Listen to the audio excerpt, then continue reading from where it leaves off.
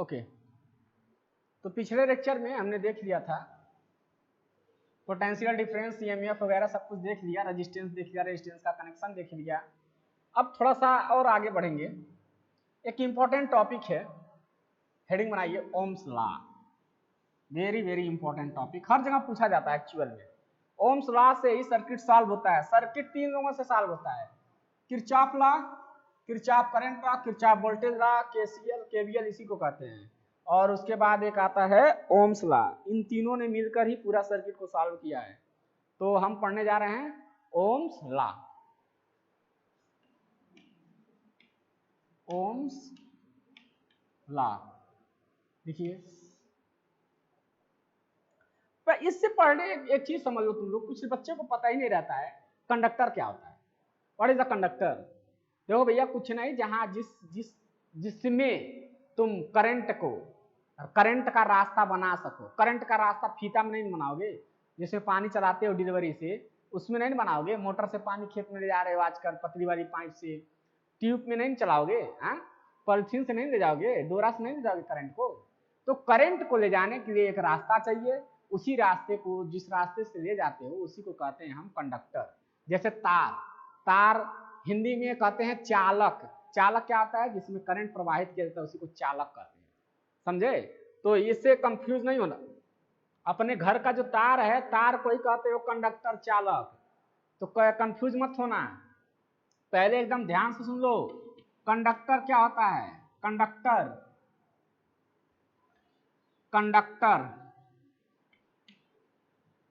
Conductor कहो या चालक कहो, बात एक ही है। तार कह लो भैया, भोजपुरी में हम तो यही कहेंगे, तार। सबसे अच्छा कंडक्टर कौन है? सबसे अच्छा कंडक्टर कौन है? नोट कर लो, ये सब पूछा जाता है, छोटी छोटी बातें बच्चे कोई भी पूछ लेता है, नोट कर लो। सबसे अच्छा कंडक्टर है इलेक्ट्रिसिटी एंड हीट दोनों के लिए, both electricity and heat. A good conductor of electricity and heat क्या है? सिल्वर के बाद क्या है? कापर के बाद क्या है? एल्युमिनियम। सिल्वर बोले तो चांदी, उसके बाद तांबा, एल्युमिनियम को तो एल्युमिनियम ही बोलते हो। इन तीनों को याद रखोगे। कौन कौन सा? Silver, copper, aluminium. Very very important, note कर लो, एक लाइन का है, वनडे एग्जाम यानी कि जेईई में आता है, बहुत इंपॉर्टेंट है। सिल्वर कंडक्टर, एल्युमिनियम, सिल्वर, ये सब क्या है? कंडक्टर है, तार हैं, इन्हीं में धारा को प्रवाहित करते हैं हम, कभी भूलना मत।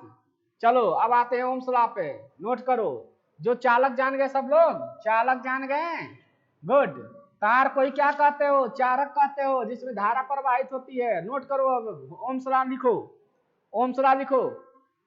मनचेचर हैं, भूल जाते हैं सब, इसीलिए बार बार बोल रहे हैं हम, ताकि भूलो मत।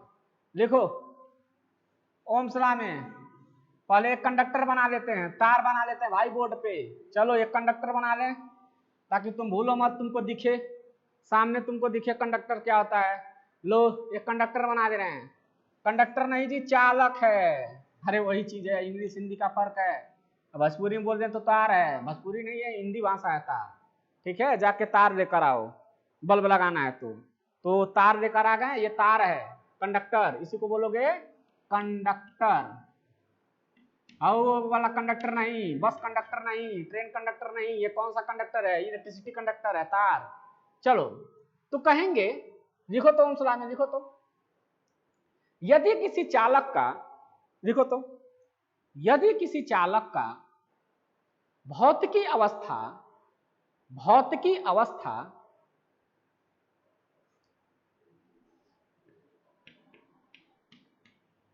यदि किसी चालक का भौतिकी अवस्था लाइक तार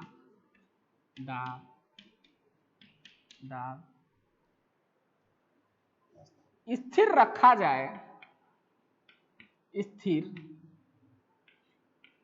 रखा जाए, तब चालक में बहने वाली धारा धारा आई चालक के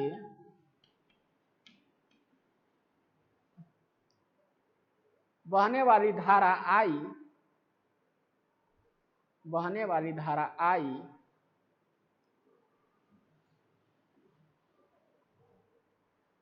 बहने वाली धारा आई चालक के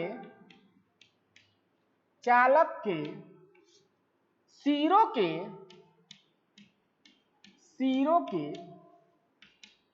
के बीच के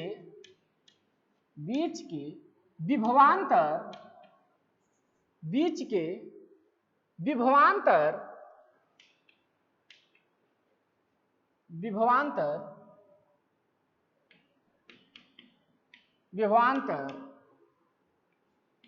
के अनुकरणपाती होता है।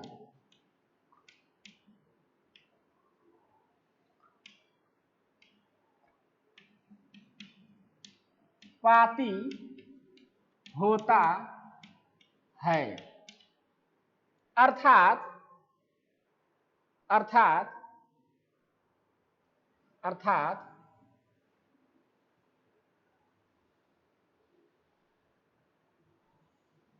क्या चीज है जी? अर्थात भी समानुपाती आई, अर्थात ये। अब देखो क्या हम बोले, पूरी बात समझना है केवल। हमने कहा कि अगर एक चालक है, एक तार है, लो ये तार लो, माइक का तार ले लो, ये माइक का तार है, जो माइक यहाँ लगा है ना, इसका तार है। देखो ये माइक का तार है। कहा जा रहा है कि अगर ये एक चालक है, ये चालक है, इस चालक की भौतिक अवस्था स्थिर रखा जाए, कांस्टेंट रखा जाए, अगर इसकी फिजिकल क्वांटिटी कांस्टेंट रखा जाए, स्थिर रखा जाए, तब इसमें बहने वाली जो धारा है, अब मान लो ये चालक है तो तार यहाँ से स्टार्ट हुआ होगा और वहां तक गया होगा, कहीं तक मान लो यहीं तक आया है, चलो यहीं से ही मान ले, तो यही दोनों एंडिंग पॉइंट हुआ ना, तो यहाँ भी विभव होगा, यहाँ भी विभव होगा, ये विभव होगा, विभवांतर नहीं विभव होगा, यहाँ भी विभव, यहाँ भी विभव। तो वही वो कह रहा है कि इसमें बहने वाली जो धारा है वो चालक के सिरों के बीच की विभवांतर की, ठीक है, या सीधे कह सकते चालक के बीच के विभवांतर के अनुकरणपाती है। पोटेंशियल डिफरेंस के क्या होता है? अनुकरणपाती है। अब बताओ कोई दिक्कत है? कोई दिक्कत है किसी को? देखो दिक्कत हो तो व्हाट्सअप करोगे, तुरंत व्हाट्सअप करोगे कि क्या दिक्कत है क्या नहीं है, तभी हम बता पाएंगे। व्हाट्सअप नंबर हम बता चुके हैं पहले वीडियो में व्हाट्सअप नंबर हम दे दिए हैं।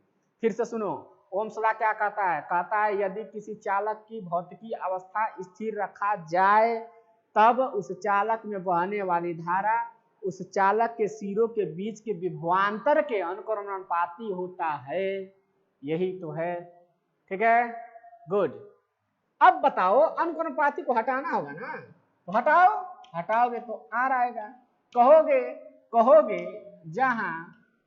जहां आर एक अनुकरणपाती नियतांक है, जहां आर एक अनुकरणपाती नियतांक है जिसे प्रतिरोध कहते हैं, जिसे रेजिस्टेंस कहते हैं। क्या कहते हैं? रेजिस्टेंस कहते हैं।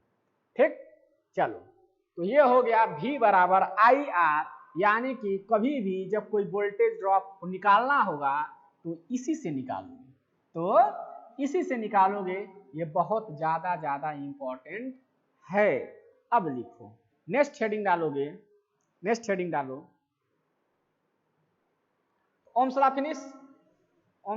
अभी क्वेश्चन करा देंगे इस पे किसी वीडियो में, जितने भी थियरी पढ़ाएंगे उसका क्वेश्चन हम जरूर कराएंगे, टेंशन नहीं लेने का। चलो नेक्स्ट हेडिंग डालो, लॉ ऑफ रेजिस्टेंस के नियम, रेजिस्टेंस का नियम, प्रतिरोध का नियम, या कह सकते हो लॉ ऑफ रेजिस्टेंस, प्रतिरोध का नियम। अब ये क्या है भैया? ये क्या आ गया? तो लिखो पहला नियम, चाहे ऐसे लिख लो, उसमें थोड़ा सा लिख लो पहले। देखो, किसी भी चालक, कोई भी चालक या किसी भी चालक का प्रतिरोध निम्न बातों पर निर्भर करता है। पहला लिखो, पहला निम्न बातों पर निर्भर करता है। पहला लिखो, पहला चालक का प्रतिरोध चालक के लंबाई L के अनुक्रमणपाती होता है।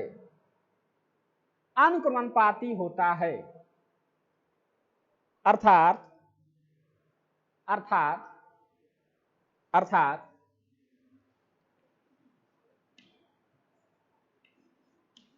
L। अब इसका मतलब क्या है भाई, अनुक्रमणपाती का मतलब क्या होता है? तो यहां नोट में लिख लो, यही बगल में जस्ट लिखो अनुक्रम, ऐसे लिखो, हिंदी में तुम लिखो जैसे हम लिखवा रहे हैं वैसे लिखना है। लिखो अनुक्रमणपाती का मतलब कि यदि चालक की लंबाई बढ़ती है, ऐसे लिखो, यदि हम चालक की लंबाई बढ़ाएंगे तो यानी कि तार को बढ़ाओगे तो उसका प्रतिरोध भी बढ़ेगा, और यदि चालक का लंबाई घटाएंगे तो प्रतिरोध भी घटेगा। तो अगर चालक मान लो इतना बड़ा है, देखो तार हम लेके हैं, कोई दिक्कत नहीं है, इतना बड़ा है, अब इसको इतना कर दिए तो जब लंबाई बढ़ा दिए तो अनुक्रमणपाती होता है ना, इसका प्रतिरोध भी बढ़ जाएगा। लंबाई घटा दो तो लंबाई घटा दिए तो अनुक्रमणपात भी इसका प्रतिरोध भी घट जाएगा। बस यही था, ठीक है। नेक्स्ट लिखो तीसरा, इसको समीकरण 1 मान लेना तो दूसरा लिखो, तो दूसरा लिखो चालक का प्रतिरोध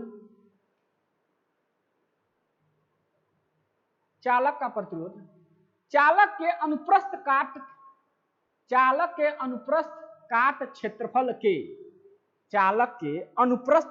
क्षेत्रफल के व्युत्क्रमणपाती होता है। अनुप्रस्थ काट क्षेत्रफल को इंग्लिश में कहते हैं क्रॉस सेक्शनल एरिया। कुछ बच्चे इंग्लिश में भी इसको अगर लेक्चर देखना चाहेंगे देख सकते हैं, कोई इसमें बहुत इशू नहीं है। हम बताते चलेंगे जो ऐसा शब्द रहेगा, जैसे मान लो अनुप्रस्थ काट क्षेत्रफल किसे कहते हो, तो वो कुछ नहीं, क्रॉस सेक्शनल एरिया है। क्रॉस सेक्शनल एरिया क्या है वो भी अभी बता दे रहे हैं। तो चालक का प्रतिरोध चालक के क्रॉस सेक्शनल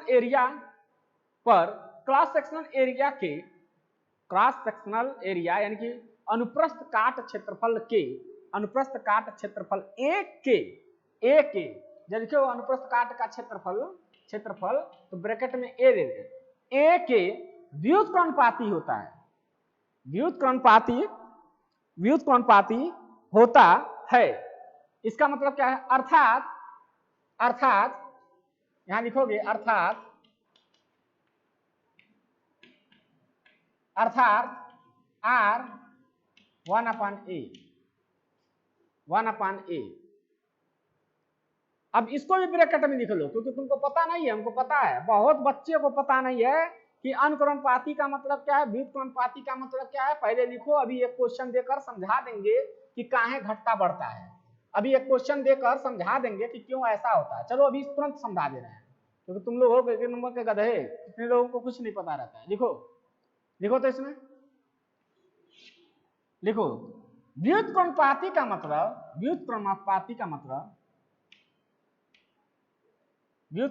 का मतलब हिंदी थोड़ी हमारी भी वीक है, उसको मैनेज कर लेना। व्युत्क्रमणपाती का मतलब कि जब जब चालक का क्रॉस सेक्शनल एरिया बढ़ेगा, जब चालक का क्रॉस सेक्शनल एरिया बढ़ेगा तब चालक का प्रतिरोध घटेगा, चालक का प्रतिरोध घटेगा। And vice versa, and vice versa means just इसके विपरीत, and vice versa means just इसके विपरीत। कहने का मतलब अगर घटेगा तो वो बढ़ेगा। अब क्रॉस सेक्शनल एरिया क्या जी, देखो जरा सा, क्रॉस सेक्शनल एरिया क्या है, इसको समीकरण 2 मान लोगे, इसको समीकरण 2 मान लोगे, ये 2 हो गया, ये 1 था, ये 1 था, ये 1 था। चलो क्रॉस सेक्शनल एरिया क्या जी, देख लो, ये तार है, सपोज करो ये तार है, तार नहीं ये कलम है, पर मान लो कि कुछ देर के लिए कि तार है, ठीक है, ये क्या है, तार है, जिसको हम क्या कहते हैं, चालक। देखो ये चालक है। अब चालक के ये वाला देखो, ये सामने वाला देखो, जो सफेद सा दिख रहा है ना, ये इसी को क्रॉस सेक्शनल एरिया कहते हैं। इसको क्या कहते हैं, क्रॉस सेक्शनल एरिया कहते हैं, यही है। अब पूरा नहीं दोगे, अगर पूरा मान लो ये भी एरिया देते हो, इधर का भी एरिया, अब ये नुकीला थोड़ी रहेगा, जब कंडक्टर रहेगा, तार रहेगा तो ये भी और ये भी सेम रहेंगे, तो दोनों सेम रहेंगे, तो ये भी और ये भी जब लोगे और ये भी लोगे तो बेलन टाइप का हो जाएगा। तब बेलन, तब कहोगे बेलन का संपूर्ण एरिया, टोटल एरिया, और उसी को वक्र पृष्ठ बोलते हो। जब इसको लेना रहता है तो वक्र पृष्ठ बोलते हो, इसको क्रॉस सेक्शनल बोलते हो। ये छोटा छोटा टर्म है लेकिन बहुत इंपॉर्टेंट है। इसी टर्म से तुमको पता चलेगा कि किसी का रेजिस्टेंस अगर ज्यादा रखना है तो तार को कम रखें, मोटा रखें, पतला रखें, ये सब बातें भी बता रहे हैं, अभी बताएंगे सब, ठीक है। बस इतना ध्यान रखो कि अगर इसका क्रॉस सेक्शनल एरिया बढ़ाओगे, यानी ये एरिया बढ़ाओगे। अब देखो इसको हम ऐसे पॉइंट आउट करें, जैसे देखो देखो मान लो ये कंडक्टर है, कंडक्टर का कुछ छोटा सा पार्ट है, उसको हम ले लिए हैं, और इसको जो ये वाला एरिया है, एक सेकेंड, देखो ये जो एरिया है ऐसे पॉइंट आउट करो,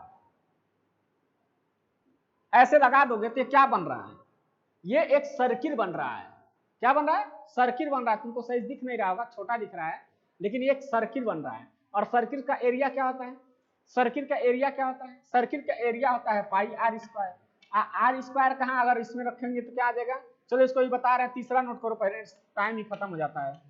तीसरा नोट करो, लिखो तीसरा, चालक का प्रतिरोध, चालक का प्रतिरोध कामा चालक के पदार्थ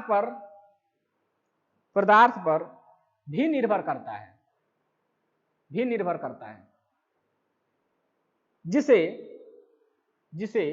रो से प्रदर्शित करते हैं, जिसे रो से प्रदर्शित करते हैं। तो तीसरा हो गया रो, ये प्रकृति है, तो इसको 3 मान लो। तो कहोगे उपरोक्त तीनों परिभाषा से, या उपरोक्त तीनों परिभाषाओं से यह स्पष्ट होता है कि, नीचे लाइन लिखो एक एरो देकर, उपरोक्त तीनों परिभाषाओं से या तीनों निष्कर्ष से, तीनों समीकरणों से यह स्पष्ट होता है कि, अब तीनों को एक कर दो तो R इक्वल टू क्या आ जाएगा, तो R इक्वल टू हो जाएगा rho L by A, rho L by A, जहां रो क्या है, विशिष्ट प्रतिरोध है,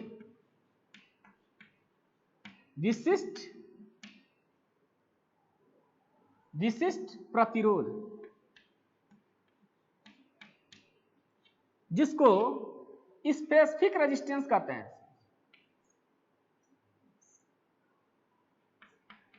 स्पेसिफिक रेजिस्टेंस कहते हैं, स्पेसिफिक रेजिस्टेंस कहते हैं, स्पेसिफिक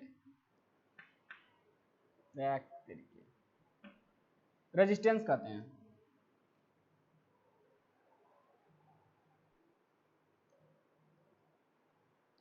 हो गया, जिसे स्पेसिफिक रेजिस्टेंस कहते हैं।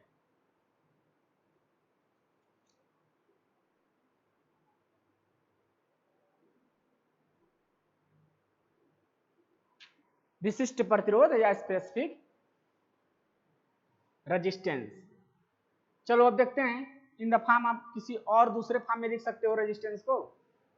अगर किसी को ये जानना है कि कैसे प्रैक्टिकली ये जानना है कि कैसे अनुपाती या व्युत्क्रमानुपाती कैसे घटता बढ़ता है, तो वो कमेंट कर देगा या कह देगा व्हाट्सएप पे, तो हम बता देंगे कि कैसे घट बढ़ रहा है। एक वैल्यू लेकर समझा देंगे, एक वैल्यू लेकर समझा देंगे।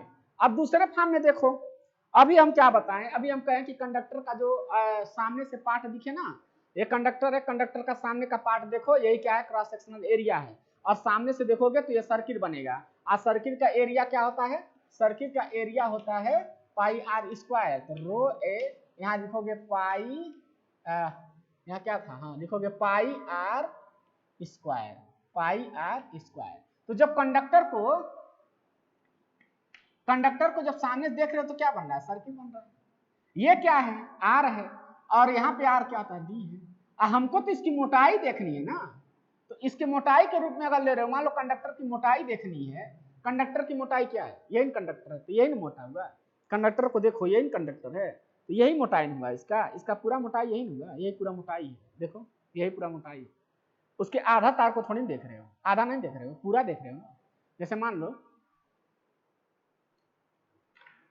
देखो ये कंडक्टर है, तो यही इसकी मोटाई है ये।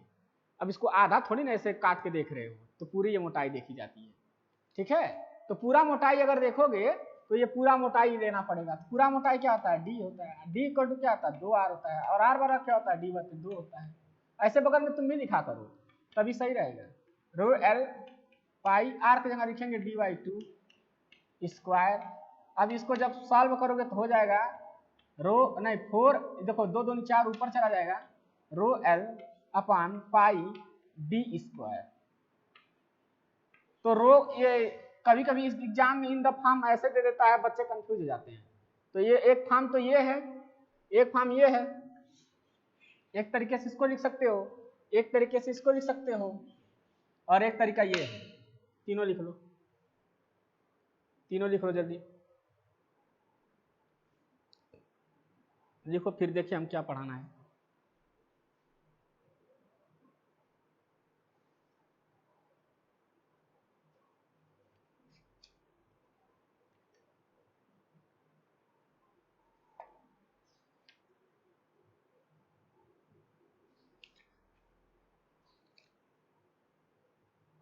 चलो लिखो, तो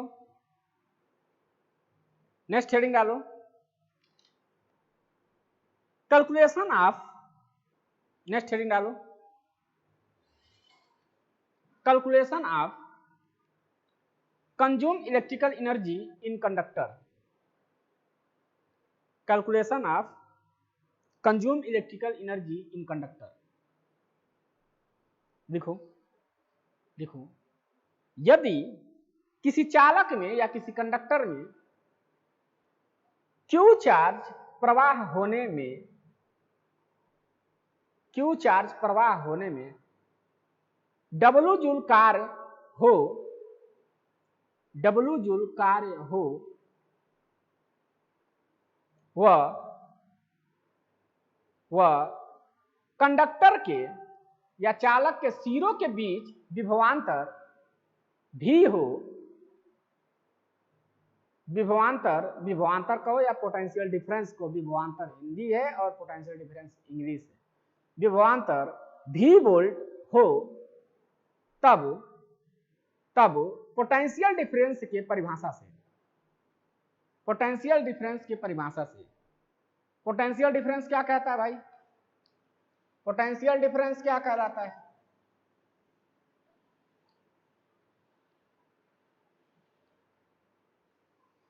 क्या तुम, परिभाषा क्या है, इलेक्ट्रिकल एनर्जी ना, तो परिभाषा क्या कहता है पोटेंशियल डिफरेंस का। अब पोटेंशियल डिफरेंस इसमें क्या माने हो, इसमें भी माने हो। पोटेंशियल डिफरेंस को ऐसे दिखाते हैं, देखो पोटेंशियल डिफरेंस में असल में ऐसे दिखाते हैं, बुक में तो स्टैंडर्ड जो माना जाता है पोटेंशियल डिफरेंस को हर वक्त ऐसे दिखाते हैं। कभी कोई एग्जाम में जाना, इंटरव्यू में जाना, अगर कहे पोटेंशियल डिफरेंस को किससे डिनोट करोगे, तो ये वाला चीज दिखाना, भी मत दिखाना, भी तो ऐसे मान लेते हैं ना। अब कह रहे हैं कि अगर पोटेंशियल डिफरेंस भी वोल्ट हो, यानी कि इसके जगह पे ये नहीं दिया गया है, इसको माना नहीं गया है, क्या माना गया है, भी वोल्ट माना गया है, तो भी को लोगे, ठीक है, इसको नहीं लोगे तो कहोगे पोटेंशियल डिफरेंस क्या है, भी वोल्ट है, इसका मतलब उसके परिभाषा से, उसका परिभाषा क्या कहता है, W/Q। हमको निकालना क्या है भाई, हमको देखो किताब का जब देखोगे, किताब में जब देखोगे तो बड़ा लेंदी कर देता है। अब हम तुमको बहुत शार्ट तरीके से बताएंगे, विदाउट बुक टच किए ये पढ़ना है, बुक नहीं टच करना है। तो W = क्या आ जाएगा, V × Q। होगा कि नहीं होगा, होगा कि नहीं होगा। अब देखो, अब मान लो उस चालक में Q के जगह क्या जानते हो, Q के जगह जानते हो IT। कुछ लिखने की जरूरत नहीं है जी, मैथमेटिक्स है सब। कहोगे जहां, बस ऐसे ही ब्रैकेट में लिख दो Q = IT, तुम जानते थे, जहां हो गया, छोड़ दो, एग्जामिनर समझ जाएगा।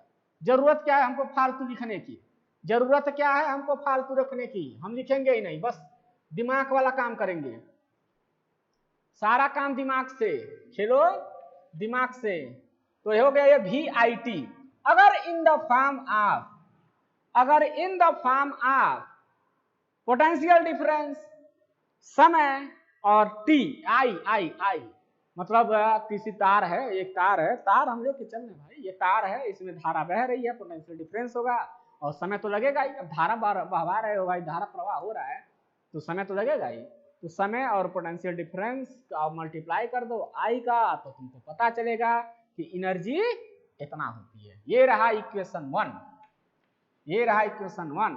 इन the form of in other word, अगर इसी को दूसरे सब्जेक्ट में चेंज करें, दूसरे इक्वेशन में चेंज करें, इन द फॉर्म ऑफ कह सकते हैं रेजिस्टेंस एंड वोल्टेज में, तो देखते हैं रेजिस्टेंस और वोल्टेज में हम भाई, जब तार में करंट आ रहा है तो पोटेंशियल होगा, तो क्या रेजिस्टेंस नहीं होगा। तो देखते हैं, अगर मान लो कि हमको रेजिस्टेंस और वोल्टेज के बीच रिलेशन चाहिए, हमको जो एनर्जी चाहिए, हमको जो ये इलेक्ट्रिक एनर्जी चाहिए जो कंज्यूम हो रहा है वायर में, कंडक्टर मीन्स क्या पहले बता दिए, कंडक्टर मीन्स चालक, चालक मीन्स क्या वायर, वायर मीन्स क्या तार, यही सब तो है, कुछ नहीं है। तो उसमें तार में रेजिस्टेंस भी तो होगा, तो कोई कह दिया कि इन द फॉर्म आप बताओ voltage and resistance, voltage and resistance. तो वोल्टेज एंड रेजिस्टेंस जब बताना है तो कुछ नहीं करना है, I को रिमूव करना है। और देखो तुम एक बात जानते हो, I बराबर लिख सकते हो V/R, तो लिख दो यही V/R, T तो रहेगा ही, तो V² in the form of, in the form of क्या, इन द फॉर्म ऑफ क्या जी, वोल्टेज एंड रेजिस्टेंस। तब ये लिखोगे electrical energy consumed in a conductor in the form of voltage and current, equation that, ये equation, and in the form of voltage and resistance, तब ये equation लिखोगे। Next लिखे, next लिखे, in the form of resistance and current. अब बताओ, अब question change हो गया, क्वेश्चन कह रहा है हमको वोल्टेज नहीं चाहिए, हमको क्या चाहिए, रेजिस्टेंस चाहिए और करंट चाहिए। अब बताओ तो, चलो देखते हैं resistance and conduct, resistance and current. तब भाव क्या आ जाएगा, तो क्या करेंगे, यहाँ पे जो V है इसको हटाएंगे, तो तुम जानते हो V बराबर होता है IR, और एक I पहले से है, यहाँ लिख दोगे कि V बराबर IR, लिख दोगे, जहां दिख रहा है ना, यहाँ पार हो जा रहा है यार, नीचे लिख दो, जहां V बराबर IR, फिर W, तो I²RT in the form of current resistance, in the form of current resistance electrical energy consumed in a conductor. वो इक्वेशन क्या होगा, ये होगा W = I²RT in the form of resistance and current, in the form of voltage and current, in the form of resistance and current। सब बता दिए, voltage and current. तो जल्दी लिखो, लिखो लिखो, जल्दी लिखो इसे।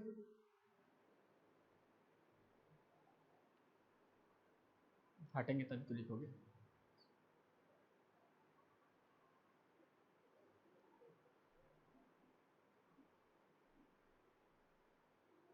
हो गया, तो ज्यादा नहीं, मैं इसको यही कंक्लूड करूंगा, क्योंकि मैं नहीं चाहता हूं कि कोई भी वीडियो 30 मिनट से ज्यादा हो। 30 मिनट से ज्यादा हो जाएगा तुम बोर होगे तो पढ़ोगे नहीं, तो अब क्या बच रहा है, अब कैसे एनर्जी कैलकुलेट करोगे, मीटर की एनर्जी कैलकुलेट कैसे किया जाता है ये हम अगले लेक्चर में तुमको बता देंगे। तुमको पता चल जाएगा कि जो तुम्हारे घर का जेई आया था बिल देने वो सही लिया है कि गलत लिया है, ठीक है ना। तो बिजली बिल निकालना हम अगले लेक्चर में बता देंगे, ठीक। और क्या बताना है उसके बाद हम आ जाएंगे थियरम पर। तो अच्छे से आप लोग पढ़ते रहिए टाइम टाइम से। Good, thank you class. और हाँ, अगर कोई क्वेरी रहे तो मेरा व्हाट्सअप नंबर फिर से तुम ले लो और इस पर व्हाट्सअप कर देना। कोई क्वेरी रहे तो इस पर व्हाट्सअप कर देना, दिल खोल के व्हाट्सअप कर देना, तुरंत हम आ जाएंगे ऑनलाइन। शर्माना नहीं। चलो ठीक है, कंक्लूड करते हैं यहीं। Thank you class.